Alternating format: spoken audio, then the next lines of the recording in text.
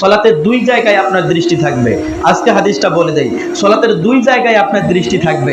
এক, যতক্ষণ পর্যন্ত আপনি দাঁড়িয়ে আপনি তাকবীরে তাহরিমা আল্লাহু আকবার বলে তাকবীরে তাহরিমা বেঁধে আপনি সানা পড়ছেন, সূরা ফাতিহা পড়ছেন, অন্য আরেকটি সূরা আপনি মিলিয়ে দিলেন, মিলিয়ে দেওয়ার পরে আপনি এরপরে রুকু করলেন, রুকু থেকে উঠলেন, এরপরে সিজদা করলেন, সিজদা থেকে উঠলেন, আবারও আপনি দাঁড়িয়ে কিরাত পড়তেছেন, কি বলে সূরা ফাতিহা পড়তেছেন, কিরাত পড়তেছেন, সব সময় আপনার নজরটা থাকবে সিজদার স্থানে। কোথায় থাকবে বলেন দেখি?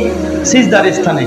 যখন আপনি তাশাহুদ পড়বেন, আবারও বলি, যখন আপনি তাশাহুদ পড়বেন, মানে আত্তাহিয়াতু লিল্লাহি ওয়া সালাওয়াতু, এই যে দোয়া যখন আপনি পড়বেন, তখন আপনার দৃষ্টি থাকবে আপনার শাহাদাত আঙ্গুলের মধ্যে। হাদিস পাবেন তিরমিজি এবং মিশকাতুল মাসাবি কিতাবুস সালাত 908, 9 এবং 916 নম্বর হাদিস। এই তিনটি হাদিস যে আপনার যখন তাশাহুদ পড়বেন তখন দৃষ্টি কোথায়?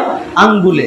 কিভাবে আপনি আপনার আঙ্গুলটা নড়াচ্ছেন, এইভাবে এইভাবে নাকি আস্তে আস্তে স্বাভাবিকভাবে, এইটা আপনি দেখবেন। ততক্ষণ পর্যন্ত আপনি দেখবেন যতক্ষণ পর্যন্ত আপনি সালাম ফেরাচ্ছেন। সালাম ফেরানো শেষ, এখন তো স্বাভাবিক, এখন আপনি যে কোনো দিকে তাকাইতে পারেন। তাহলে কি আমি আপনাকে বুঝাইতে পারলাম? সালাতে দুই অংশে দুই জায়গায় আপনার দৃষ্টি থাকবে।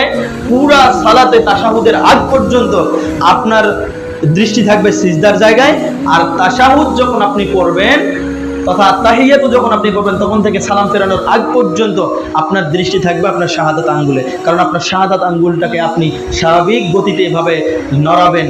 কারণ এটা কেন নাড়াতে হয় এটা আপনাদের সকলের জানা আছে, আমি আবারও বলছি।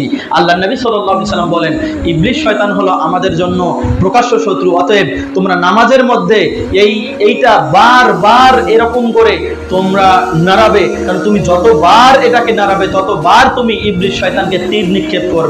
তীর নিক্ষেপটা কেমন, কিসের তীর?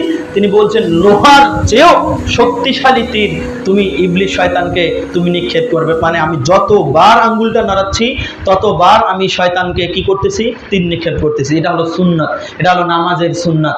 এটা করেছেন রাসূলুল্লাহ সাল্লাল্লাহু আলাইহি ওয়াসাল্লাম এবং সাহাবায়ে কেরাম, তারা এটা আমল করেছেন।